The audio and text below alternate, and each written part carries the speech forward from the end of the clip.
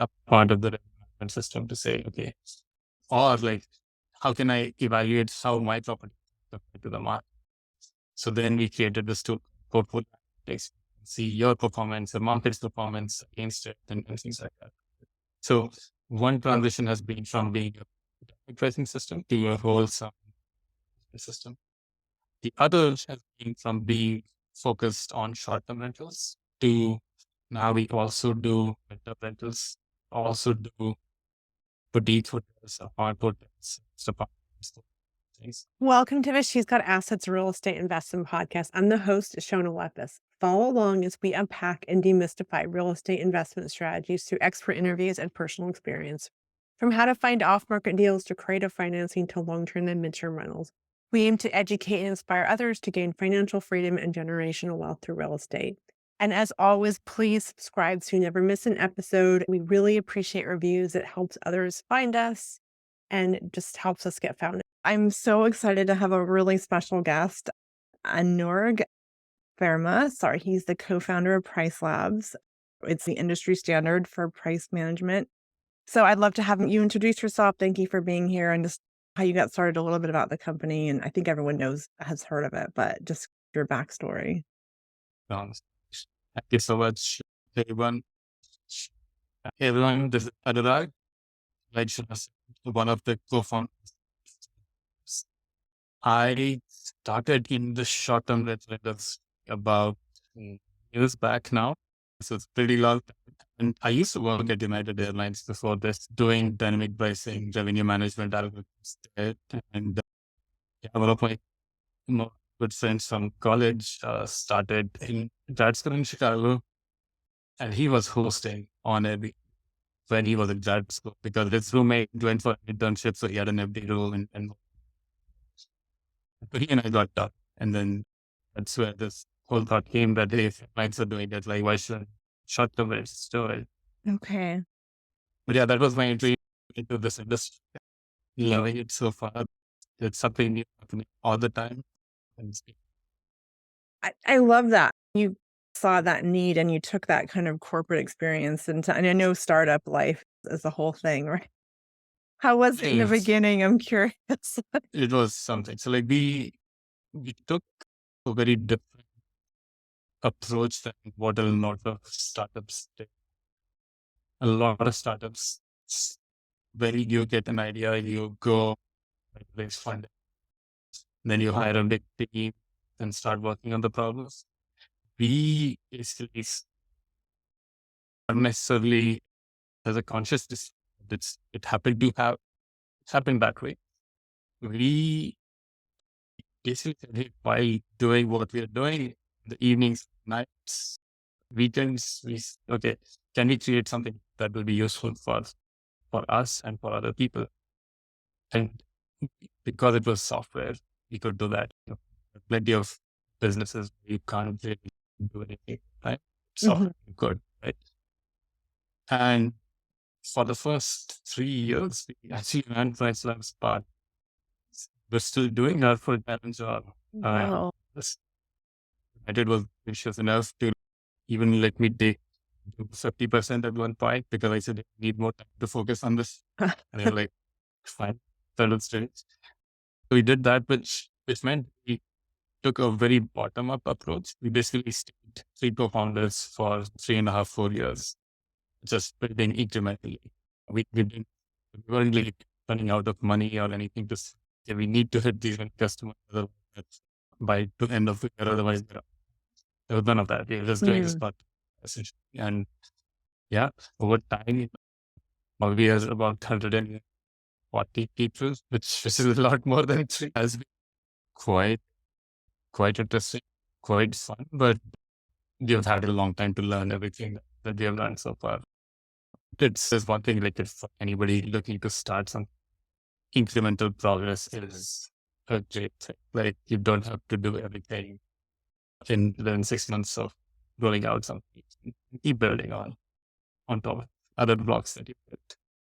I love that. I think as entrepreneurs, we forget that, or we want it to be perfect and we don't start the thing because we're so caught up and I don't have all the pieces or whatnot.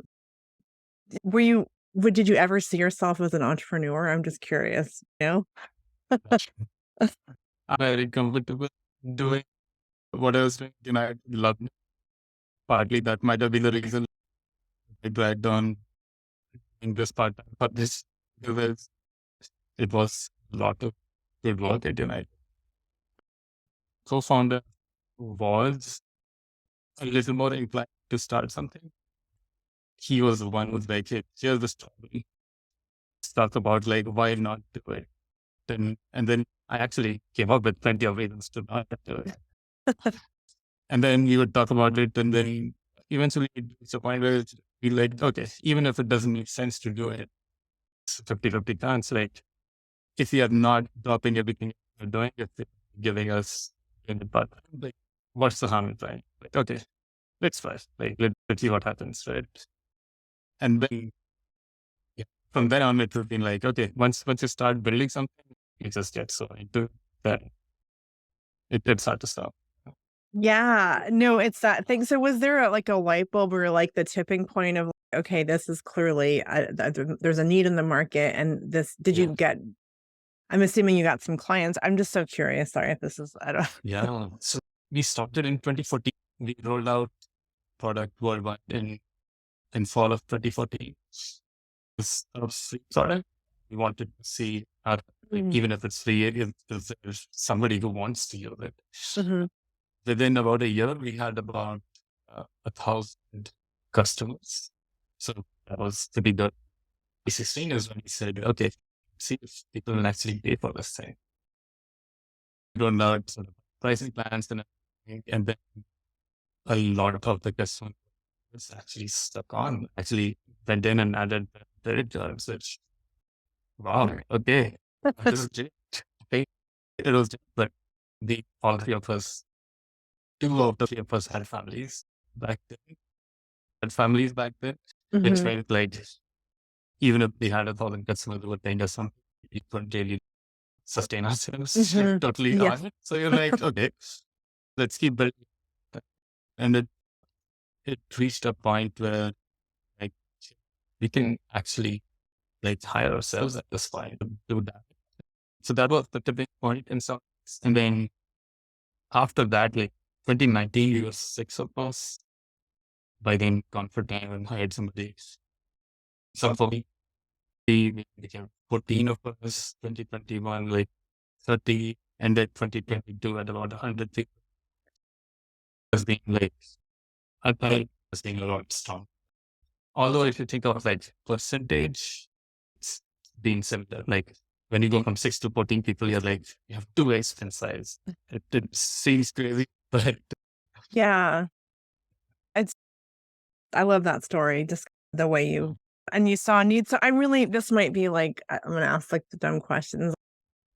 I mean, I think we don't think about how airlines are adjusting prices, and we need to do that with real estate and our assets. So that, and in a basic level, what insights did you take from that industry into this, and how did you change it for real estate or short-term rentals? I'm super curious. so not, so I will separate out the risk when buying into the Mhm. homes. Mhm. It is pretty dynamic. One, it is dynamic, and two, the number of decisions that you're making as a seller. One, so in most cases, you're selling for the Yes. moment, Yeah. right? Mhm. Of short-term rentals. And these things exist, and the reason the automation algorithms exist more for airlines, hotel side, is because making, even if you have one home, each night has a different demand side. So your price for a tube is different from the price for Saturday. So you now have two decision points. In a Mhm. week, you have 7 decision points, right? Mhm. A Saturday is different from a Saturday, right? Mhm. So in fact, you have 360 decisions in a year. There are important events. The holidays are well known and people do know they should increase prices. But sometimes some like unknown to you singer might announce the concert. You have no idea that they're big, but they are. And Mhm. opposite the prices potentially and dividend. That's a that there is revenue to in short term rentals. Like if you're in long term rentals, like your annual leases, nobody cares a single. There's a big concert happening, right? It's Nobody's just they saying live a year there. long lease. Economics does that come in into long term leases, right? But you made another pretty management systems actually, like most like real page, Yardi, like most of the long term lease programs also have pricing for us. It is slightly different level. Short term are really different. It's like again, like a concept doesn't matter to a midterm rental, but seasonality still matters. Like during, for example, summer in a city, demand for midterm increase because a lot of students come for internships, things like that, right? There are other markets where the midterm demand is very flat all year long because there is a constant stream of contractors or things that come in. But then there is a particular season in which some incremental demand comes through. And if you know that supply is tight at that time, you can. Yeah. It's interesting because I think when I first got into midterms, to your point, I didn't realize how it is seasonal. I just assume they're always traveling for work. There's always nurses, and summer is where it's at. And winter, I have to adjust my price points. I'm not a computer, like I'm just using my little. So I think No, the power of a software is not. It's really valuable in so maximizing. that piece of like, right. So I talked about 360 months of like Mhm. every day is different. There is also the fact that how for a day is important. So now when I'm thinking July for next year, I probably be a little optimistic about how it is going. So we have, for example, data that for next summer, a lot of booking will start showing up in January. Wow. So right now, don't necessarily depends on past. Like markets which are very last minute, there are markets which are very early. Typically, you see a lot of summer demand shows up and starts booking in like right after you come back from Christmas vacation. Okay, what are my summer plans? Mm, mhm, Happens is like right now, we not many people are booking. We don't need to sell for a low price. We keep the price higher. In January, we want to make sure that just right, you get the right bookings. mhm, February, March. If April comes and your choice book, then you might want to say, okay, a lot of people who were going to book might have already booked. Now, should I lower my rate so that I can, if somebody hasn't booked for those people, I am the one that gets chosen. So those kinds of things add to the complexity. Now, for middles, although events matter, mhm, what can matter is, for example, biggest problems I feel is when you get gaps between two states. Like mhm, because if you're in a market that's regulated, mhm. where or you don't have the right license to do fundamentals, if you get 3 weeks between two states, not somebody to stay for a week, 2 weeks, 3 weeks, that Mhm. might be illegal. It's like how do you then how do you then because those 21 days are lost. You are not making anything out of it. There are things you can do. You can ask previous guests to, do you want to stay a little longer for Mm, its price? Or the next one to say, hey, do you want to book a little earlier for a discounted rate? It will help move again and those kinds of things. mhm, But one of the things we do, for example, is like, how can you reduce the possibility of a 21-day gap even get created? mhm, So if easiest example I have for this is if you have two halls, they're right next to each other. Everything else is the same. There's a midterm lease that's ending in the October. It is tragic October. If somebody is listening to this in Right. future, another home that's at least sitting empty, like somebody finished the lease on 30th of September and it's still sitting empty. Now, if I have a guest who wants to book a place starting November 1st, they can buy two homes. They can book the one where the early on at the end of October, and they can book the one that is empty right away. It's empty right away. But they're going to leave like a 18-day gap.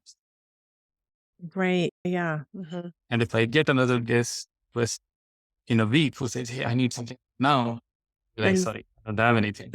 yeah. What is to make sure that the guest who wants to start on November 1st picks the home that booking ends just before. Mhm. And Mhm. so we some strategy that can help automate this stuff. And so you can Okay. say, if a booking is 10 day, give a discount for next 3, 4, 5, 7 days after a booking ends, so that even if the rates for exactly the same for the two homes, the one where a booking is ending in October, the first week is a little discounted. So they can see this one is Yeah. 4,000, this one 3,900, and then you take 5,000, right? Right. Uh, this can help you. It looks like you lost $100 here. Maybe it isn't for either one. But then the next request shows up, you have something then ready. And in the long run, you'll make more. So Yeah. Because that inventory, it's all about inventory. And if you have those yeah, vacancy rate, and that cuts into your even if that is really interesting. A couple things. Yeah, so I think unpacking a little bit STR, right, to when you guys saw that need, and now I think midterm is I just saw an announcement that Airbnb is going all in on longer term. So yeah, the date is there the data with midterm versus short term? I'm just super curious because for me, it's hard to sometimes price midterm because that's usually monthly versus nightly, or I'd love to hear your opinion. yeah. So the way we gather data is we essentially scan property on BNB, Verbo, and Booking.com. Right? Mhm. We also buy booking data from a third party providers called key data.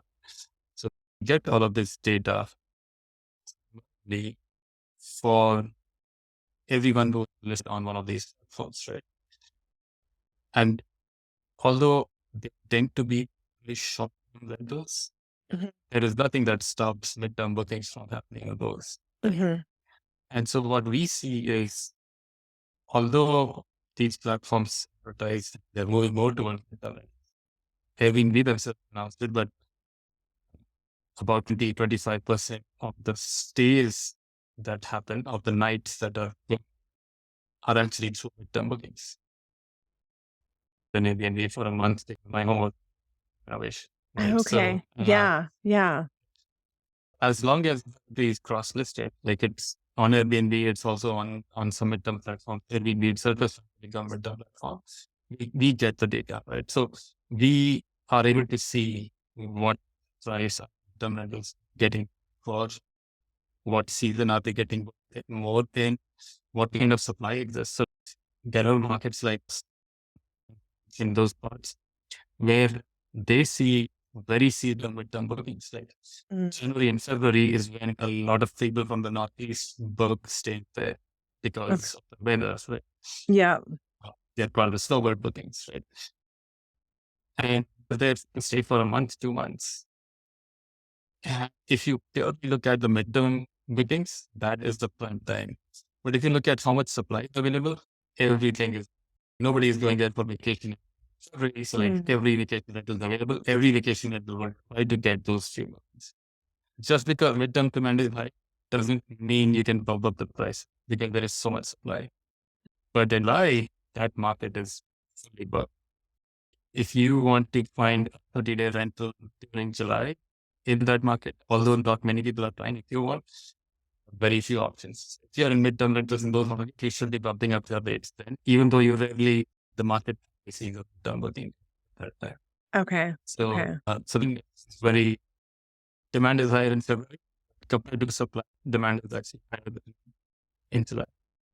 That's so interesting. And so the power of the technology and the data is that you're so for me, when I'm looking at real estate, to me, I'm like, I love midterm because maximizing my income versus I'm not doing like turnovers every 2 nights. And to me, but I don't I'm going on, I think it should be this, and I think the power of this Price Labs is that you're maximizing what your revenue did. It's more scientific than just, "I think I should charge this."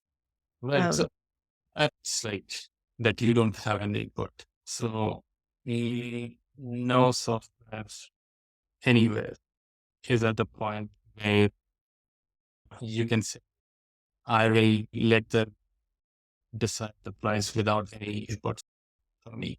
Mhm, So mhm, even in our platform, for example, you would recommend, you would give your inputs to say, hey, look, my comps priced at about 3,000 per month. I'm a little more property. I want to price it around 3,500 a month. We will give you a sense of, okay, if that is how much should you do in March, or how much should you do in July? What should you do last month? Should you discount this much, or automate some strategy around like how long the stay can be? mhm, But you still have that control. We'll give you feedback. You'll be able to see, okay, look, compared to the market, you're not being booked. Even though you feel like you're a print property, you might have priced yourself out of it. So we'll provide you that data and guidance, but you still have control. And that is important because I think Zero Project get the full algorithm. They said we let the algorithm at the price, and they were buying homes, and ah, it took them a year or 2 years, did turn out where I that because mm, each home is so unique, tends to be mhm, so unique. It's really hard. There are visible factors home mhm. might not to pick up. I'll give a couple of examples, right? That are right next to each other. One of them is decorated. It's intake. Like both of them are well decorated, Yeah. but one of them is decorated with a pickleball, has a pickleball court, and Right. the other one has tennis. Mhm, Sounds like the pickleball court would be more intimate. mhm. What I'm hearing, I've never actually played it, Yeah. but it's very hard for an algorithm to know. But Mm, pickleball is more involved these days compared to tennis courts. Since even if you upload there is no, there are very few platforms that can set off pickleball court or tennis court as an amenity. mhm. I bucket big homes at this point. Yeah.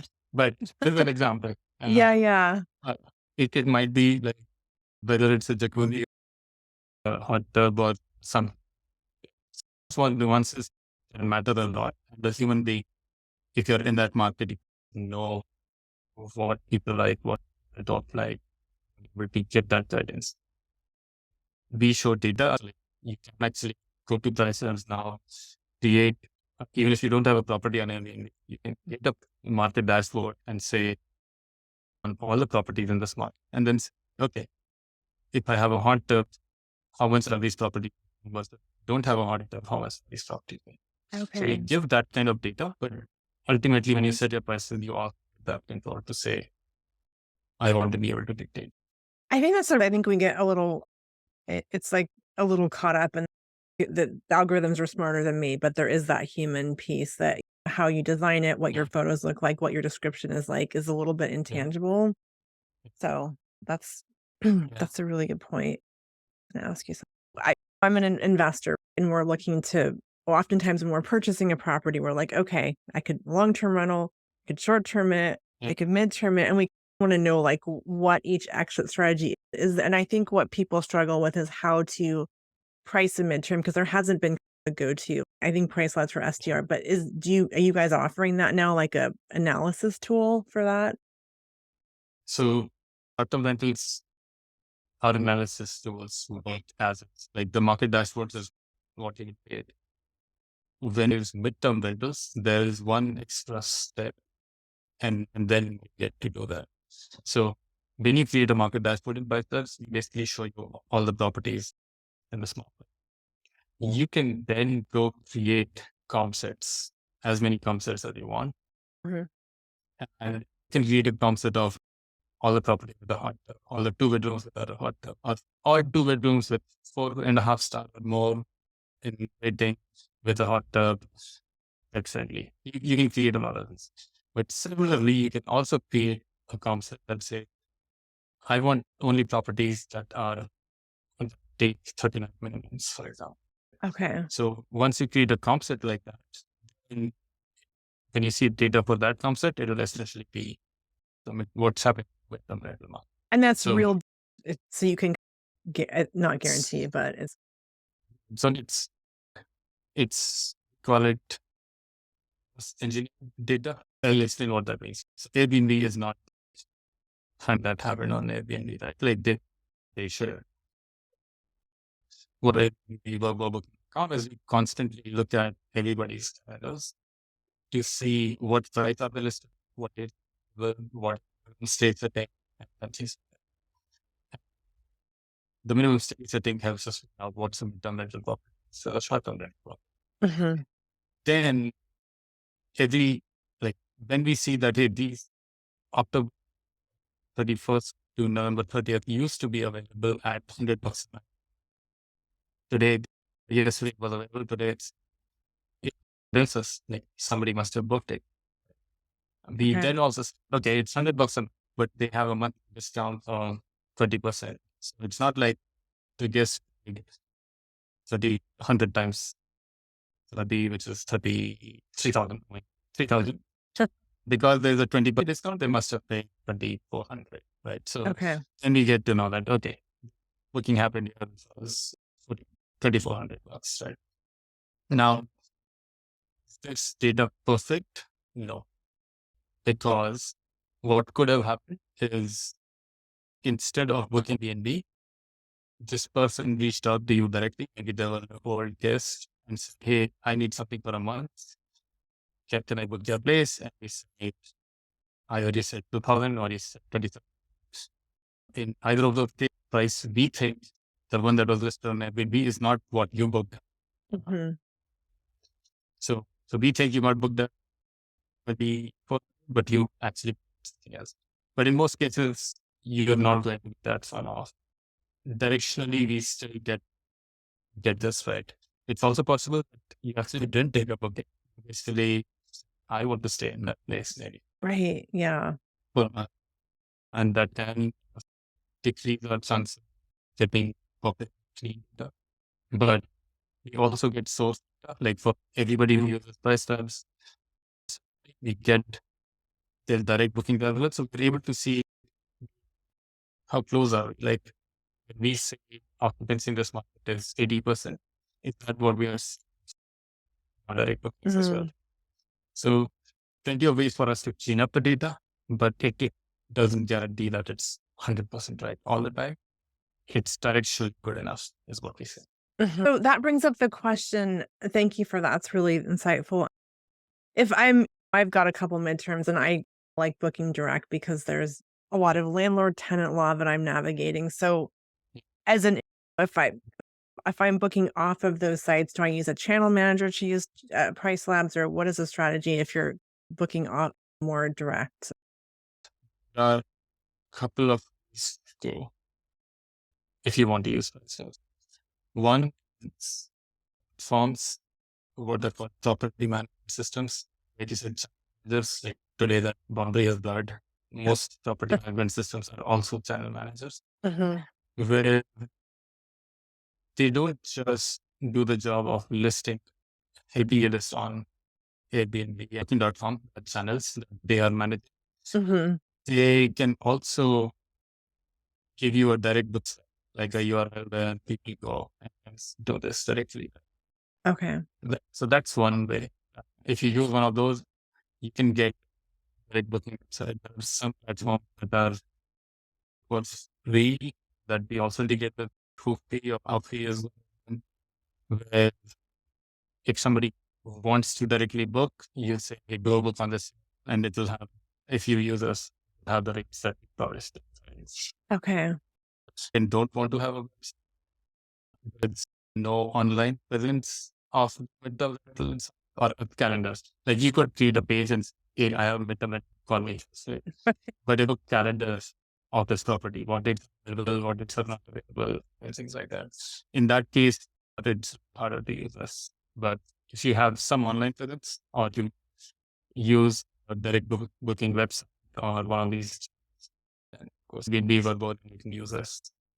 Okay, so this is gonna like really dumb question, but if I build a WordPress website, right? Like just is there any way I can plug in Price Labs and say the price is this, or do I have to use a manager?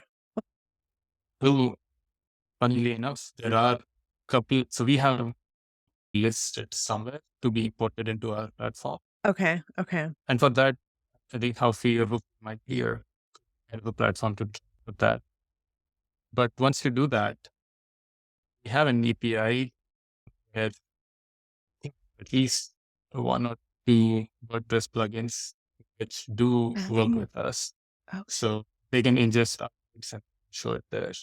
okay. Because I don't I wanna have a listing, but I don't wanna say the price because it's so seasonal, so I don't put the price and everyone's, "What Yeah. does it cost?" I'm like, So "Okay." one thing you can do is you can list on one of the OTAs, like and they mark up Airbnb's commission. You mark up the your prices to add 15%, so Mhm. that if somebody does book somewhere, you still make what you wanted to make in somewhere. Yeah. But if somebody comes to book directly, you tell them the price. So, I will check my or her party because I think WordPress we work with one of them at least. Okay, and I love that because I had just I wanna have my own I wanna build my own brand of properties, and Yeah, I for direct bookings, but that pricing thing has been yeah, a bit sticky. yeah. I love that. Let me. I'm doing it. So, yeah, let's do a help article on how to do this. Okay. So, WP booking system of it does it. Okay, okay. Yeah, That's I just learned something. yeah, I so back in the day, I used to build websites, like hand code HTML, and so yeah. I like to dabble. But, so I'm curious on stepping back big picture, like what trends are you seeing or what do you think people could take advantage in this industry and pricing and managing your asset? On the which some of the topic here. Yeah, I make it recently. New York City had a regulation. They severely restricted short-term rentals. So a lot of the property gets converted to term rentals, right? Mhm. That doesn't mean all of a sudden more midterms start showing up to book. And the fact that there's more midterm rental supply means that either some of them will convert to long-term rentals if bookings just don't show up at all, or midterm rentals become cheaper, which I think by midterms that might happen. Yeah. So one is just on the regulation. Regulations is what puts a lot of people to go with them. The Mhm. other reason is, of course, like there is a thing, right? Like long-term rentals, very passive in some. They're not actually every Mhm. month Yeah. even. Uh, but your rents are very Mhm. cheaper. Midterm rentals, there is some work involved, some coordination. Somebody is looking to book 2 months from now, 1 month from now. It's, with long-term rentals, you worry about it like once a year. Right. Here, here you worry about it like every couple of months. Short-term rentals on that extreme where like sometimes it was to your city, you can meet in one weekend the same amount you would have made in a month long work. Right? Mhm. That also means you need to make. By that I don't mean your meeting, but you Mhm. probably have a cleaning crew. But you are having some schedules, something or the other, some guests every day. Mhm. So there is that. How passive do you want it to be versus how much do you want to spend on that spectrum? A lot of people end up in the middle. Also because midterm booking, they have slowed down a little bit compared to COVID. COVID was going on and everybody was remote, very easy for like folks to just work from somewhere else, book them for a month and go work from there. Not that easy back on, not on persons. But even now, the number of midterm bookings is still up from what it used to be 4 or 5 years. It's become a little more acceptable to do that. Other important thing is a lot of short-term rental plans, no returns, then this year. That's not necessarily thing. Supply has increased a lot, but demand also increased. So it's not everything is sliding. What we have seen is, and not necessarily well paid, managed properties. You might have a 2-bedroom, but if you like it does do a good job when you host people, they still are like really good. There is almost the well managed market is doing pretty well. I saw again when I was trying a couple of months, there was hardly any like that was good. That was really, like, yeah. that was just, the reviews were good, the picture and like we would have ideally to stay in our neighborhood itself. And it's a day price. So we ended up going like hopping over one neighborhood down. Yes.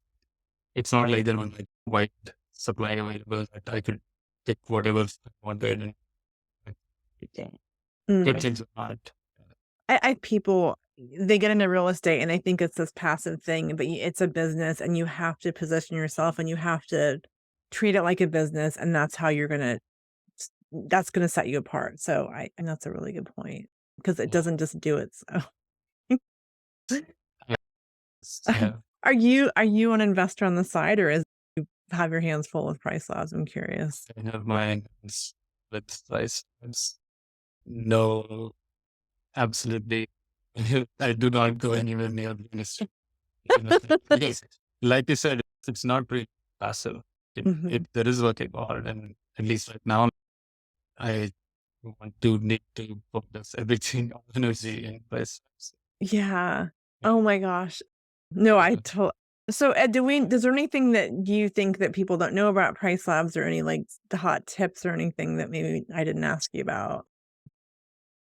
As a short-term rental revenue management system or pricing system, now actually a lot more than that.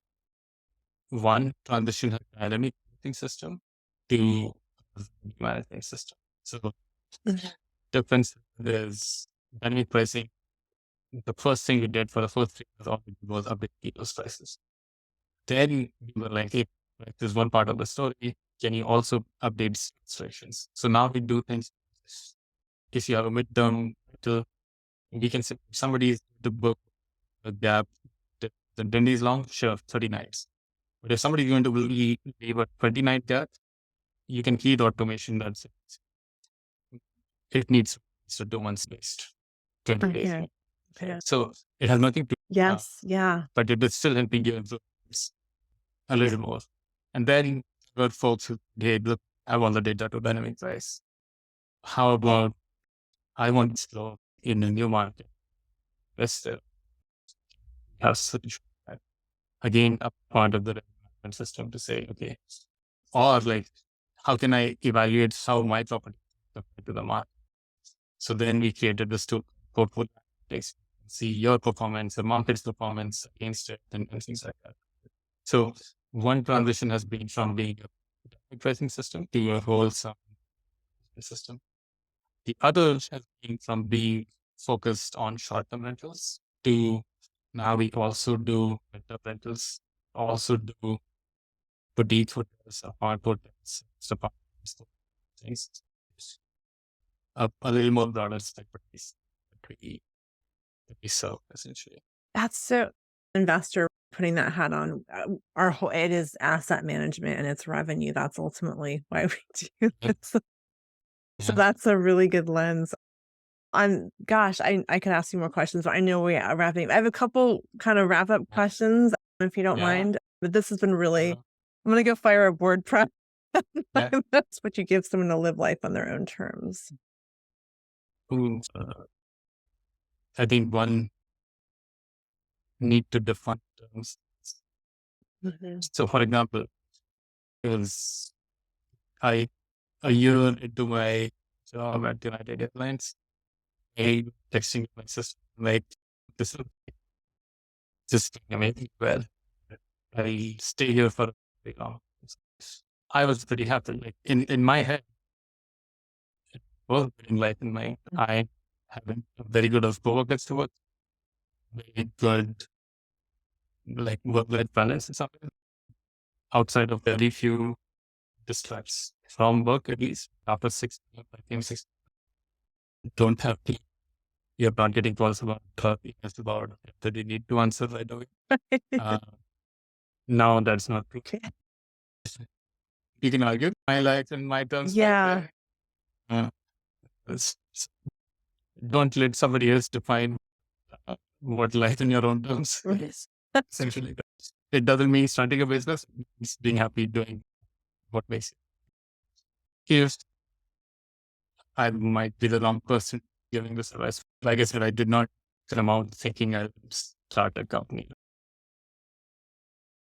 Okay, like what's the biggest harm if you do this? Okay, not much. Let's try this. Let's see what happens. But when you do, then you have to give it as much as you can't like happily try it. You have to like generally see how far can you take something. Yeah. I think I think that's a really good point because I think we have often we have all these influences of we should have all the freedom and passive income, be sitting on a beach drinking a margarita. But is that what really does that fulfill you? I have met people who, after reaching the point, sit on the beach and drink a margarita for 2 months, and then they're like, Right. Yeah. it's not working out. Yeah. There's the I don't have to work, but if that's fulfilling, right? So I think that's a really Yeah. I love that point. Okay, so next question is a little bit sillier. What is your superpower and how have you like use that to grow your business and your company? Oh, oof. I have misinterpreted how an algorithm should work versus can work. Are a lot of nuances to it, and we have deep, very technical and very savvy. And I think the superpower I think is like the intuition. But it's intuition to that. I would call it my superpower. My luck in some ways is the two perform like amazing in the three of well in not just what kind of skills, also the personalities. So yeah, I say you're starting off with one advice that give to a lot of people who asked it find a partner or co-founders, but going alone on something new and stuff. Yeah, and I think the compliment because that's it's like a puzzle piece, and if you have that yeah, I love that. Okay, last question. Really, you have price labs. If Yes. how do people try it out? How does that work? How to Yeah. clearly. Yeah. So you go to website, start, and once you see a little bit about us, like what kind of products, like I said, 3 products. If you already list on Airbnb or Verbo, you can actually use us for pricing. We show you our recommendation, show you how you can create rules around those recommendations. We'll show you market data for properties around you, and there's a 30-day trial. You do not have to add a credit card to start with. So like no risk in some. If you don't have a property, the short-term rental channels, you have a product called Market Dashboards. If you are the key to add something, Okay. where you can pick an address. I want to see what kind of demand, what kind of seasonal patterns, what kind of light of stay patterns. You can go today and see if you have a property in San Francisco and if you are considering midterming, what kind of demand is this versus in San Francisco, there's plenty of midterm demand, very strong. Versus in Nashville, what kind of midterm demand exists? Not as much. It's very weekend heavy. It's fast parties in Nashville. Like conceptualizing. No, it's Yeah. So for any market, like I'm talking about, we have a customer in somewhere. I know they call themselves the Little Sweden. It's a small town. They use us and we love it because like, nobody else serves small end market like Pricehouse does, which Yeah. it's a lot, right? So they can find data about okay, when is demand high, when it's low, is there demand for long rentals or not, rentals or not, or is it mostly short term? So that's one. And then third, if you're on maybe a web, even if you don't want to use comparison, you can still add your property to see your year-over-year metrics. So this stuff, see how you're doing against the market, right? So maybe if you're not getting bookings, you can go see how bookings on it can be slow my region compared to last year. And that might help you like figure out what to do. Is it you? Is it the market? That's amazing because I think it's so important to that data and those metrics. On that note, that I'm gonna fire up price. Thank you Uh, so much. This has been really, really fun, and I just appreciate your time, and it's an honor to have you. So thank you. Thank you so much. Yes.